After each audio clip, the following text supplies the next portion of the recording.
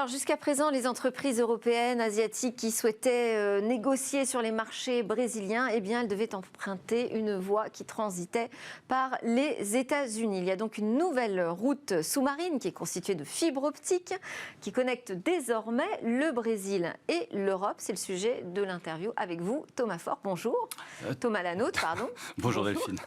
Alors, vous êtes le directeur commercial Europe de BSO. C'est un fournisseur de solutions d'infrastructures informatiques pour les grandes institutions financières dans le monde. Précisément, qu'est-ce que vous faites? Vous êtes un opérateur de cloud, opérateur tout court? Alors écoutez, BSO est une société française fondée en 2004 par 3 ingénieurs. Nous sommes aujourd'hui 160 personnes dans le monde à travers 11 bureaux commerciaux. Notre métier, on est fournisseur de solutions d'infrastructure haute disponibilité pour business et applications critiques. C'est-à-dire que... Haute disponibilité, c'est-à-dire? Alors, la haute disponibilité, c'est effectivement la stabilité et la résilience et la diversité dans les solutions qu'on va pouvoir proposer, sachant qu'on vise le temps de disponibilité maximum de nos solutions. En clair, nos services ne doivent jamais tomber. Bon, et donc pour ça, vous allez désormais proposer à vos clients d'emprunter une nouvelle route grâce à un nouveau câble transatlantique. Expliquez-nous comment ça s'est construit ce projet, parce qu'un câble transatlantique, il faut avoir les moyens d'un opérateur national ou d'un Google ou d'un Facebook aujourd'hui. Alors oui, effectivement, il y a une sorte de mainmise par les GAFAM sur ces câbles transatlantiques. On estime qu'il y a 10 ans, les GAFAM détenaient 5% de la bande passante. Aujourd'hui, on estime peut-être à 50% et on pense que d'ici 3 à 5 ans, les GAFAM auront 90% de la capacité en bande passante. C'est pour ça qu'il y a d'autres projets qui se créent pour tenter d'autres gouvernances de l'Internet mondial. Et c'est à travers ça que le projet Elalink a été créé. Ça a été... Alors, qui finance, qui est derrière le financement de ce câble Elalink alternative donc au câble des GAFAM? Alors, tous ceux qui ont un intérêt à la création de ce type de câble pour désenclaver un peu des régions comme l'Amérique latine, à la base, il y avait un projet BELA qui était censé favoriser la recherche et l'échange entre universités et centres de recherche. Donc, le câble Elalink a été financé par la Commission européenne et essentiellement les gouvernements d'Amérique latine. Il y a 3 applications principales à ce câble. C'est effectivement de créer de nouvelles routes pour le trafic Internet mondial, puisqu'on le sait aujourd'hui, 70% du trafic Internet mondial passe par les États-Unis. Donc là, on va avoir un chemin Brésil-Portugal, c'est ça? Exactement. Direct. Exactement. Et c'est là que pour la finance de marché, qui est une sorte de mal nécessaire, puisque ça favorise le flux de liquidités dans le monde, donc il y a un véritable intérêt, puisque c'est une nouvelle route donc de 100 terabits donc de capacité, qui a coûté donc 150 millions de dollars pour être créée. L'avantage de ce câble, c'est qu'on réduit la latence de moitié, c'est-à-dire qu'il va falloir 60 millisecondes aller-retour pour relier le Brésil à l'Europe, alors qu'avant, quand on passait par les États-Unis, il fallait plus de 120 millisecondes. Est-ce que c'est juste le fait d'avoir une connexion directe, j'allais dire, donc sans escale par les États-Unis, ou est-ce que c'est le fait d'une nouvelle génération de fibres optiques? Alors, c'est une très bonne question. En fait, le temps de latence d'une fibre optique dépend uniquement de la distance du câble. Donc, c'est vrai qu'avant, il y a beaucoup de câbles aujourd'hui qui existent, qui relient l'Amérique latine aux États-Unis et ensuite par l'Europe. Donc on est obligé de passer par un hub principal qui est Miami, ensuite New York, et ensuite on va utiliser les 15-20 câbles transatlantiques qui relient essentiellement le nord des États-Unis avec l'Europe. Donc là, on va vraiment avoir un gain de latence. Donc pour les opérateurs financiers, c'est très intéressant puisqu'ils vont pouvoir... Alors oui, alors c'est ce que j'allais dire. Le principal intérêt sur les marchés financiers, c'est la vitesse? Alors, oui, c'est la vitesse. Aujourd'hui, nous, c'est notre spécialité chez BSO, puisqu'on a construit 12 des routes de trading les plus rapides pour connecter l'ensemble des hubs financiers principaux, partout dans le monde, c'est-à-dire en Europe, aux États-Unis, en Asie. Et notamment en fonction de la classe d'actifs qui est traitée, la latence est un élément clé.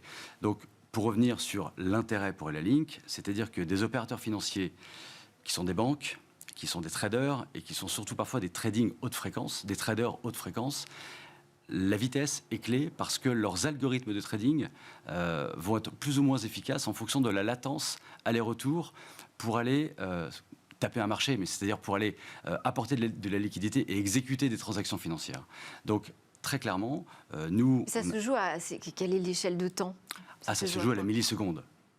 Et à la milliseconde, on peut perdre en rentabilité sur une activité de négociation? Ah oui, complètement, oui. En fait, vous avez aujourd'hui des acteurs qui vraiment qui ont une capacité de développer des algorithmes qui sont extrêmement sensibles à la milliseconde. Donc aujourd'hui, tous ces acteurs se livrent à une course qu'on appelle The Race to Zero. Zero étant la latence.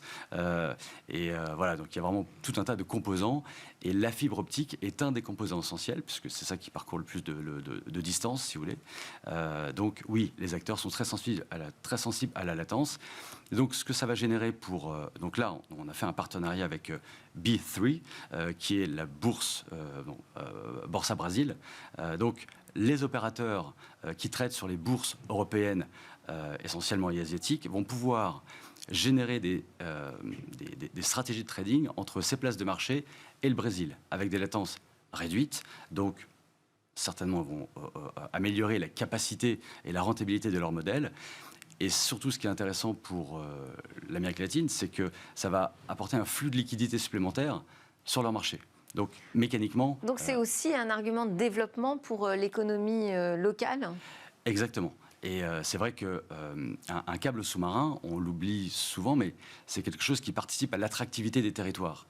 Et notamment dans le cadre du Brésil, en fait, un câble sous-marin, vous avez donc des landing stations, donc des stations d'atterrissage, comme on les appelle. Et au Brésil, dans le cadre de ce projet, il y a un data center assez important, très important d'ailleurs, qui est en train d'être créé pour favoriser un pôle technologique et favoriser la transformation digitale de cette région également. Donc il va y avoir de nombreuses sociétés qui vont se créer, beaucoup de contenu qui va être créé, et quelque part ça va désenclaver un petit peu ce que l'on a aujourd'hui sur le marché, à savoir que l'essentiel des contenus et de la data est présente sur le territoire américain. Il faut quand même préciser que ce nouveau câble transatlantique n'est pas réservé au marché financier. Alors, ça va pouvoir transporter tous les flux d'Internet possibles. Ça dépend de qui, alors, ce qui va transiter par ce câble qui relie désormais l'Amérique latine à l'Europe? Écoutez, ça dépend des acteurs qui veulent l'utiliser. Et c'est vrai qu'à la base de ce câble et la ligne, il y avait vraiment une volonté de coopération et de partage, notamment pour la science. C'est-à-dire qu'il est prévu de réserver de la capacité importante sur ce câble pour permettre à des universités, des centres de recherche, notamment le CERN en Europe et son équivalent au LATAM, de pouvoir échanger des données de manière beaucoup plus privée, c'est-à-dire sans passer par des assets, des actifs de câbles sous-marins qui appartiennent à des intérêts privés. Donc voilà, donc ça va vraiment favoriser l'échange de données. Parce que ce que vous nous dites, c'est que derrière les câbles sous-marins, il y a une question de contrôle sur les flux. Oui, complètement. Quand même une régulation aujourd'hui internationale. Eh bien, justement, il n'y a pas forcément de régulation sur ce monde qui est un petit peu sauvage. Donc, il y a des enjeux géopolitiques. Et c'est vrai que ce qui est intéressant de voir, c'est que, comme je le disais, 70% du trafic Internet passe par les États-Unis. Les GAFAM produisent l'essentiel du contenu, que ce soit des vidéos, que ce soit toutes les données qui sont contenues dans le cloud. Et si on se rappelle que les États-Unis sont soumis au Cloud Act, c'est-à-dire que les États-Unis, potentiellement, peuvent accéder à toutes les données européennes, américaines et asiatiques qui sont présentes sur le cloud. Donc effectivement, il y a un enjeu géopolitique qui est les câbles peut-être sous-marins. Un enjeu aussi de neutralité du net, puisque quand on est fournisseur de contenu et qu'en même temps on détient le tuyau qui fait passer le contenu, ça peut éventuellement poser des questions. Quels sont les premiers... Je disais que c'était une mise en service qui a eu lieu en juin 2021, donc c'est récent, mais enfin on peut peut-être quand même parler de premiers résultats. Écoutez, oui, les résultats sur effectivement le niveau d'attractivité des bourses, on a de plus en plus de clients pour lesquels on commence à construire des solutions télécom pour améliorer le trading. Ça, c'est vraiment notre métier. Donc nous, on ne voit que cet aspect-là de ce marché. Merci beaucoup Thomas Lanaute de nous avoir ouvert les yeux sur la naissance de ce nouveau câble qui relie donc désormais l'Amérique latine directement à l'Europe sans passer par les États-Unis. Allez, dans Smart Tech, on enchaîne, on va parler du Black Friday dans un contexte de pénurie mondiale.